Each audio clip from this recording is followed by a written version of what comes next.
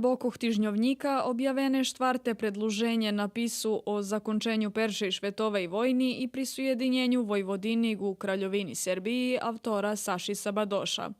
Rubrika Našo mesta piše o najhodzacih lokalnih vyberankoh u opštini Kula, a dati izviti zo skupštinoh opštinoh Šid i Verbas. Ekonomija piše o produkciji švinjoh. Duhovni život prenoši vistku o prehlašenju našoho egzarhatu za eparhiju Svjatoho Mikolaja u ruskim Keresture.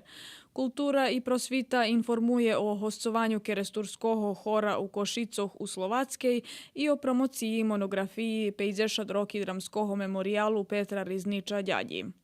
Predstaveni i ruski hristijanski kalendar za 2019. rok i dati zvit zo festivalu malih scenskih formoh Đura Pabharhaji u Novim Sadze.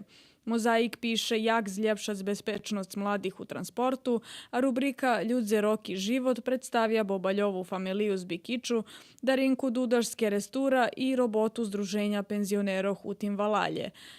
Sport dava vistki z roboti rukometnej sekciji u Keresturskej školi, rezultati memorialnoho turniru u šahu u Kocure. Jak dodatok višla Dikica.